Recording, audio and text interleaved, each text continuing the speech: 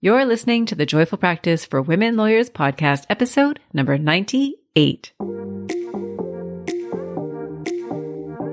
Welcome to the Joyful Practice for Women Lawyers podcast. I'm your host, Paula Price, lawyer turned certified executive coach. This podcast was created to empower women lawyers just like you to create a life and practice you love. Join me every week for a break from the hustle so we can focus on you, what you truly want, and how you can create it. If you're over the overwhelm, done with putting out fires, and ready to redefine success on your own terms, you're in the right place. Ready for today's episode? Let's dive in. Hello, my friend. Welcome back to the podcast. It's Paula here, and I'm so delighted to have you join me here this week. Thank you for being here. I hope you're having a beautiful week wherever you are in the world, whenever it is that you're tuning into today's podcast. It is a beautiful spring day here in Vancouver, BC, as I am recording this podcast. It has been a wonderful Wednesday. I just got back from a walk around the neighborhood. I'm enjoying all of the fragrances that come along this time of year. I live in a neighborhood where my wonderful neighbors have the patience and the time to cultivate gorgeous gardens. And so I like to go and smell the local flowers, literally. And today has been overall just a really great day. My kids went back to school this week and I've been catching up with work.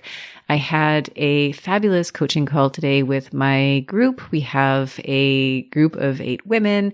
We are doing a group coaching and mastermind program. We are halfway through the program. And so it was a really incredible opportunity to connect and check in on the halfway point.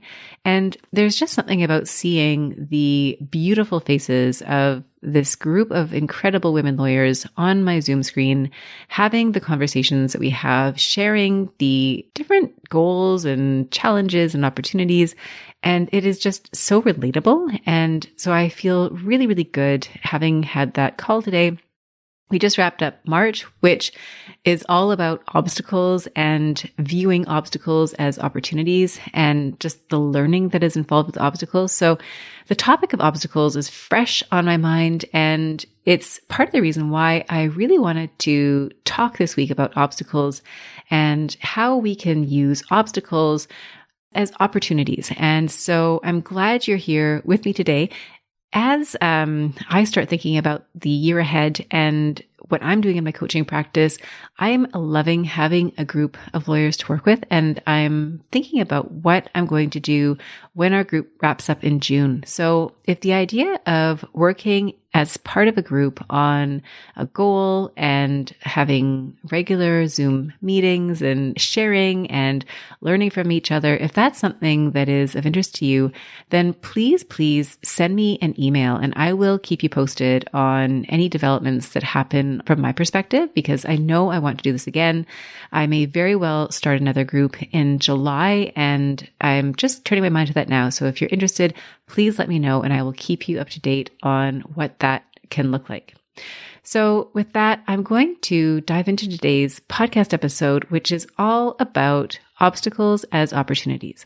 And as I talk about obstacles over the course of this podcast episode, what I think is most important is for you to be thinking about the obstacles that you have in your own practice, in your own life, things that are a challenge for you to really give depth and relatability to today's discussion.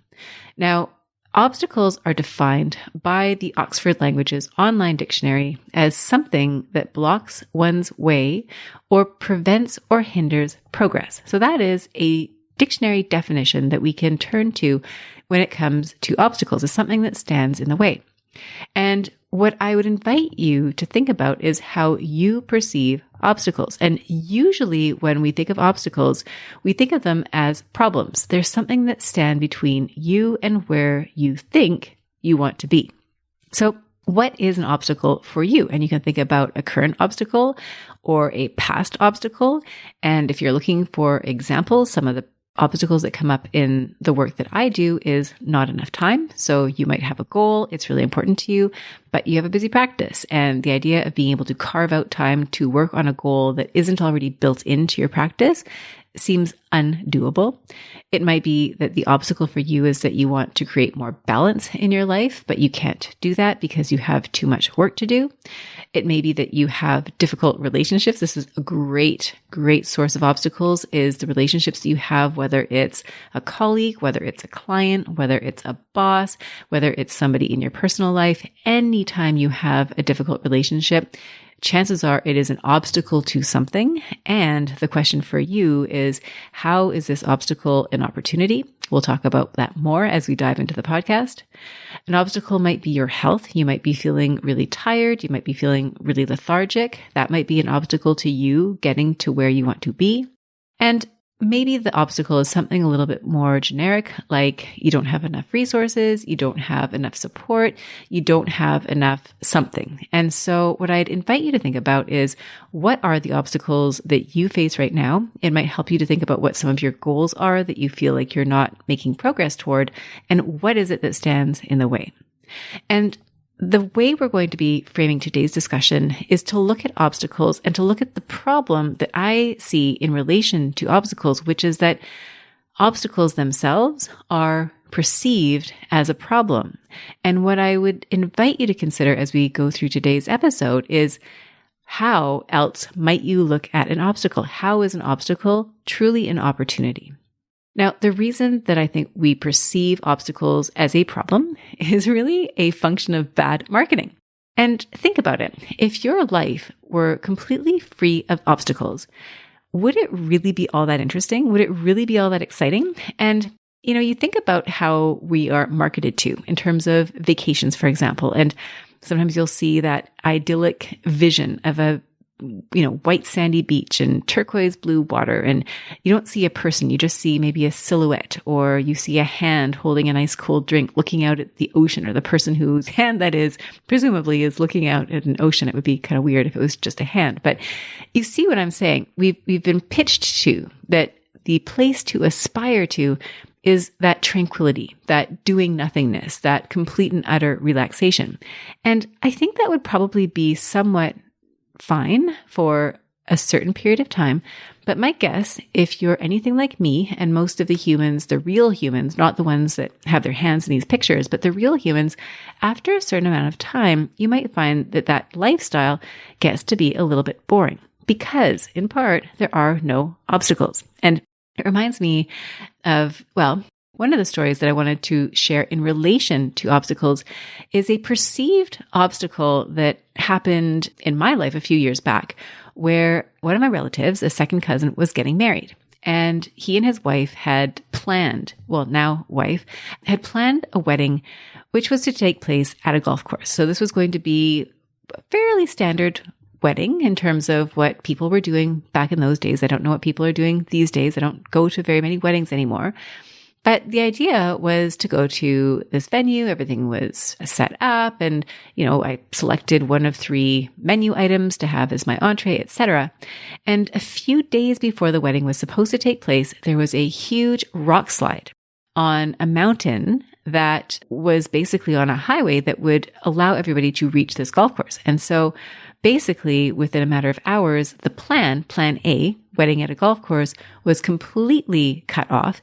And so this created a literal physical obstacle to anybody going to the golf course to attend the wedding. And so my second cousin and his then fiance were then required to go and figure out a plan B. And what they did was they moved the wedding from this golf course and instead had their wedding at their home. And this meant getting friends together to act as bartenders. It meant getting their family together to create dishes, to order catering, to order the wine and the decorations and the tent and all of that. And what they ended up creating was this beautiful festive occasion that to this day ranks in my top 3 weddings. And it wasn't because of the venue. It wasn't because the seating chart was perfect or, the flower bouquets were perfect or any of that. It was all about the connection and the spirit of the day that they created in this plan B situation. And the reason I bring that up as an example is that I think sometimes we see an obstacle and we think that it's a problem. We think that because it's a block to something, that it's not a good thing. And yet, when you have a different perspective, when you see what can come from that obstacle, it actually can lead to something even better. And so, going back to why obstacles are often perceived as problems and how this is really a function of bad marketing is that I think somewhere along the way, we are told that things should be easy. And if they're not easy, there's a problem. We may have been told that smart people don't struggle. And if your law school was anything like mine, there may have been students who seemingly never studied and yet did incredibly well on their exams. And anything else, anything less just felt like a letdown. And so you may have unrealistic expectations about, that smart people do not struggle. You might think that if there are obstacles, that there is something wrong with you.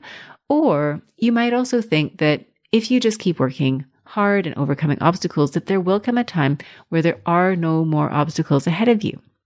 And what can happen as a result of this bad marketing is that we have this negative perception of obstacles, and so we try to avoid them. Or when obstacles come in our direction, we get stressed over them. We may internalize those obstacles. So we might think, this terrible thing happened. Maybe something goes wrong on a file. Maybe something unexpected happens and you find yourself scrambling and you think, this is all my fault. If only I'd foreseen this happening, we wouldn't be here. And then that creates this negative internal dialogue. It could also be that you see an obstacle that comes up and you feel that need to blame somebody else, that this obstacle is actually somebody else's fault. And so then you might end up ruminating or becoming resentful. And what happens is that obstacles then become this charged thing. We have this negative perception. We have this negative experience of them. We have certain thoughts about obstacles, that they shouldn't be there, that if only things were easier, then I could be happy. We start having feelings in relationship to obstacles like dread, like anxiety. And as a result, we end up avoiding them and taking these actions that can be counterproductive. And then we feel exhausted. We feel fearful of taking risks because of any anticipated obstacles. You might set a goal for yourself and then think, but wait a minute, if I want to go after this goal, these are all the things that stand in my way, and that's just too overwhelming. I don't want to do that. You might start thinking that if only there were no obstacles, but then that thinking itself is unrealistic. And I would also venture to say that a life without obstacles would also be undesirable. It would become incredibly boring. And yet, when we maintain this idea that obstacles are a problem, we can resist them. And that drains our energy, the time that we spend lamenting the fact that there are obstacles ahead of us. We might miss out on growth opportunities because we're avoiding obstacles. We might feel like there's something wrong. You might feel like there's something wrong with you because of the obstacles that stand in your way. And you might also find yourself waiting for a time where there are fewer obstacles, when you have more time, when you have more resources, when the stars have aligned. And as a result, you might find that you just never take the chance, you never take the risk to move forward with an opportunity. Or you might find that you work hard in relation to a goal with this idea that somehow you'll get to this place where there are no obstacles. I spoke the other week about transitions for lawyers, and I referred to Martha Beck's transition cycle. And if you listen to that episode, then you'll know there are 4 stages. The last stage being the promised land, the so-called promised land, where there are relatively few obstacles, or the ones that come up are relatively small. But stage 4 is always brought back to stage 1 through a catalytic event. And stage 1, of course, is death and rebirth. And then you find yourself going through this cycle. And so if you wait or anticipate that you'll overcome one obstacle and then it's going to be clear sailing after that point, you're going to be really disappointed when you realize that actually the obstacles are going to keep coming. The obstacles are here to stay. So instead of looking at obstacles as a problem, what I'm inviting you to do is to reflect on obstacles and find a way to change the way that you relate to obstacles so that you can see them as an opportunity for learning, as an opportunity for growth, and something that you can expect and anticipate and maybe even look forward to. And I'm going to offer you a couple of tools to reflect on when it comes to finding a way to do that. Now, the first is breaking down your obstacles into how versus who. And what I mean by that is when you have an obstacle, you might look at it as being two different dimensions. One is an external dimension and the other is more of an internal dimension. And we often jump first to the external dimension, which is really the how. So if you think about your obstacle being not enough time, your initial reaction might be, well, the problem is I don't have a good calendaring system, or I don't have the right apps, or I don't have the right timekeeping strategies. So that's really focused on the how type of tools, things that you can do to fix the problem, versus the who, which is looking at the obstacle, not enough time, and saying, who do you need to be in order to feel like you have enough time? And to be that person, what would you need to believe about yourself? What would you need to believe about time? What would you need to believe about your work and your relationships and other components of your life in order for you to feel like you have enough time for all of it? How would you need to redefine those relationships in order to feel like you have enough time?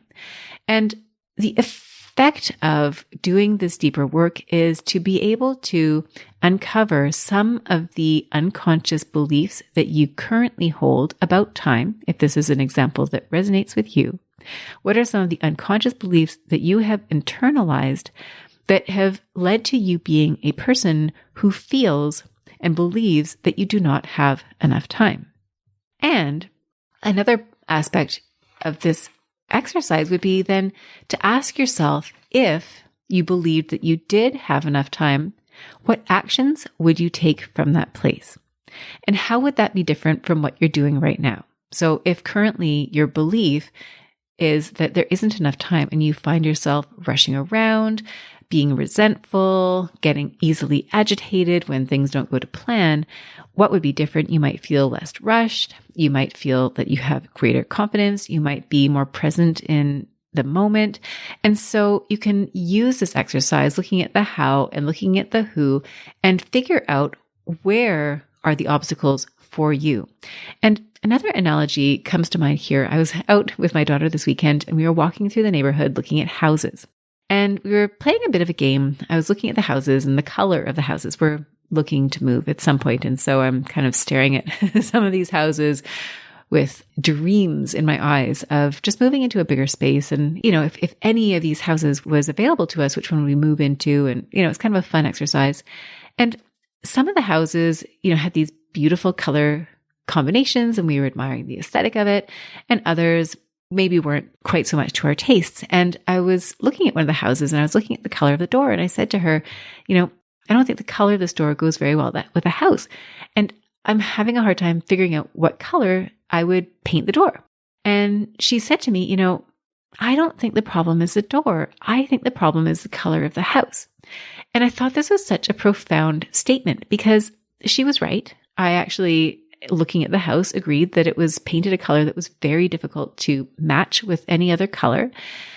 But also, sometimes it's not so much the door that needs painting, it's the house that needs painting. And so it sounds a little bit overwhelming. I mean, when you think about painting a house versus painting a door, it sounds a little bit overwhelming. But when it comes to you and to the who versus the how, if the who is the color of the house and the how is the color of the door, yes, we may want to start with the door or we might want to stop with the door because we think it's easier. But really, if we take a step back and think about how we are and who we are being in relation to an obstacle, it gives us so much leverage. So that first suggestion is that how versus who, and to look at your obstacle through those two different lenses.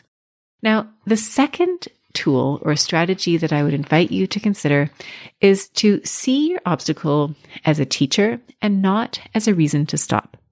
And I think what can often happen when we have an obstacle that stands in our way, especially if the obstacle is in relation to something that isn't an essential, it's a goal that you've set that you desire, but it's not something that you absolutely need to do, is that you might perceive the obstacle as a reason to stop moving forward.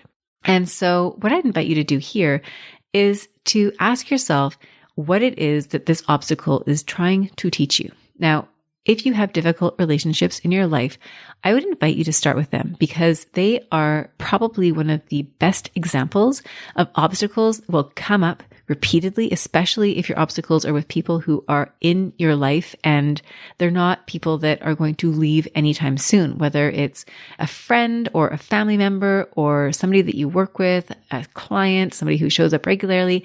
These are opportunities for you to learn how to move past the obstacle, to move through the obstacle, and through a combination of who and how, find a way for that to no longer be an obstacle.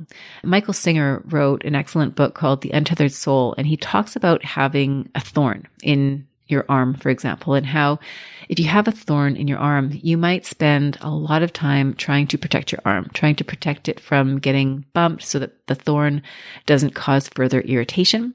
And that's one way that you might approach an obstacle. But if you were to find a way to remove the thorn, then you would no longer need to go through your life trying to protect your arm. You'd be free. And so I would invite you to think about how the obstacles that are showing up in your life are opportunities for you to remove thorns, whether that's in a personal relationship, whether it's feelings of self-doubt that you have in relation to a big project that you're trying to work on. What are the challenges that you perceive in relation to the obstacles? And so some questions I'd invite you to consider are what the obstacle is trying to tell you about yourself. What about the obstacle is difficult for you? You might notice that other people don't have that same obstacle that you have. What's different about who they are and how they perceive the obstacle relative to who you are and how you perceive the obstacle? What specifically is hard for you? How are you thinking about the obstacle? And who would you need to be for that not to be an obstacle? And a really fun part, if you're using an obstacle as a teacher, is to figure out through that obstacle what some of your superhuman strengths and talents are. And I just recently finished reading a book, and it's called The Obstacle is the Way. It's written by Ryan Holiday. I bought it because I was at a bookstore and it happened to be Obstacle Month in my group coaching program. And I thought, this is a great book for me to read. Maybe I'll get some really good ideas here. And one thing really struck out, and it wasn't one particular theme, but he talked about in a couple of different places individuals who had great strength in the face of obstacles. One of them was John D. Rockefeller, and the other was Ferdinand Magellan. And Rockefeller is a wealthy American businessman. And the superhuman strength that he had was the ability to stay calm, to get ultra calm in situations where other people became very frantic and chaotic.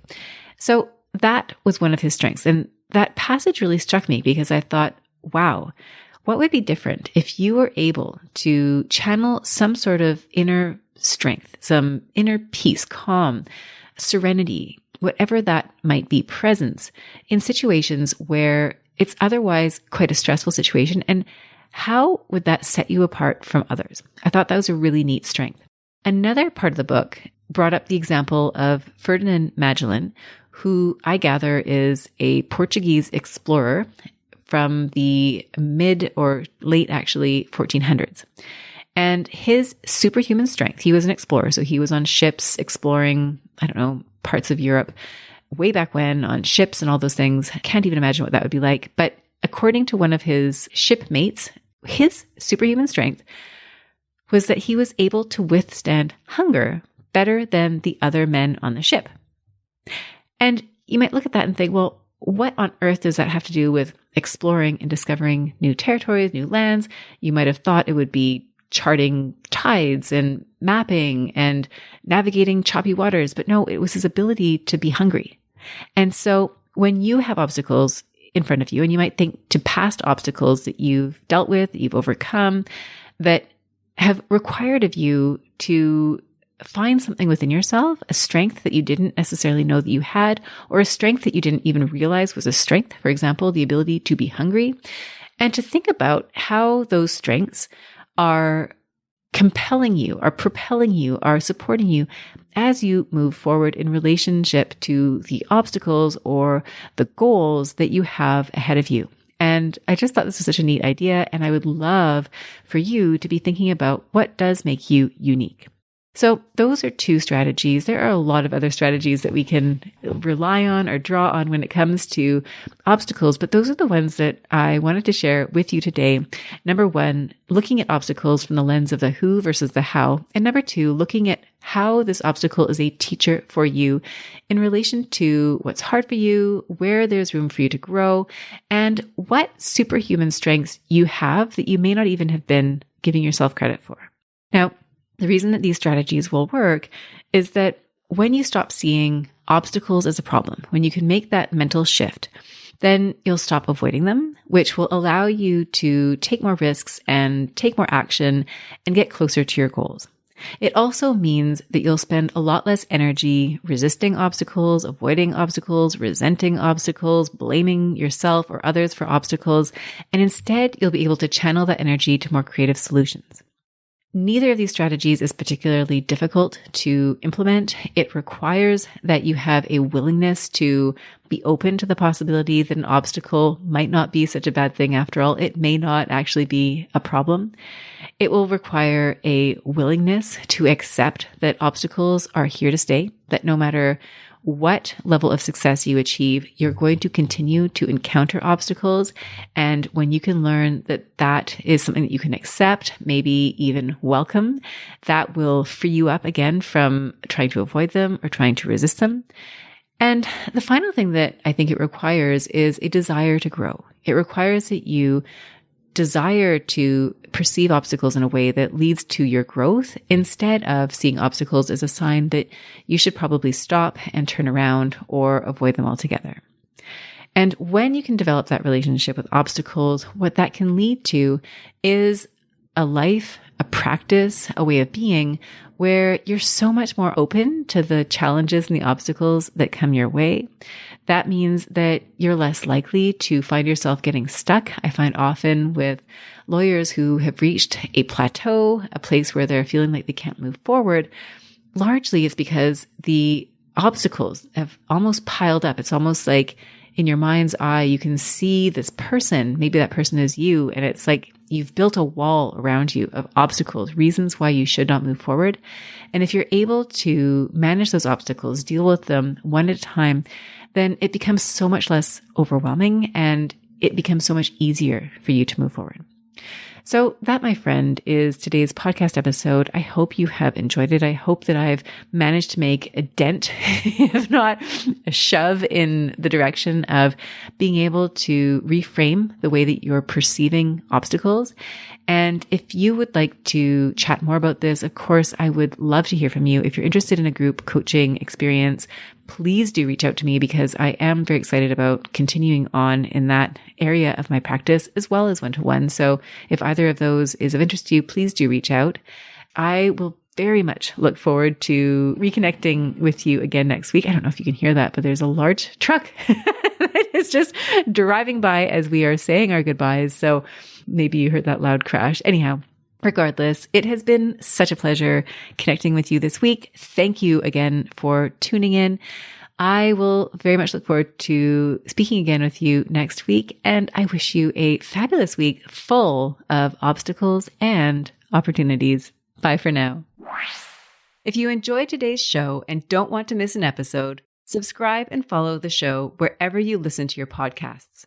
If you haven't already, please leave a rating and review. Your feedback will help me create a podcast that's tailored to your needs and goes straight to the heart of what matters to you. For instructions on how to subscribe, rate, and review the podcast, visit www.thejoyfulpractice.com/podcast launch. See you next time. Thank you for listening to this episode of the Joyful Practice for Women Lawyers podcast. If you want more information, visit www.thejoyfulpractice.com. See you next week.